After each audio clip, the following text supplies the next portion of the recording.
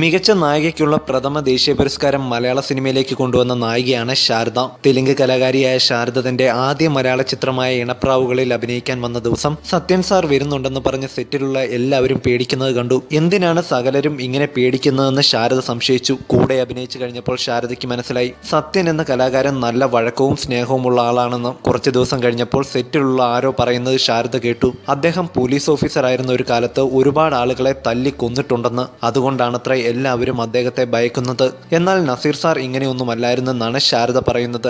Naseer sir ഒരാളെ വഴക്ക് പറയുക പോലും സൗമ്യമായിട്ടായിരുന്നു. എന്താ ആസേ, നിങ്ങൾക്ക് തീരെ ബുദ്ധിയില്ലേ എന്നൊക്കെ പുഞ്ചിരിച്ചുകൊണ്ടായിരുന്നു നസീർ സാർ ചോദിച്ചിരുന്നത്.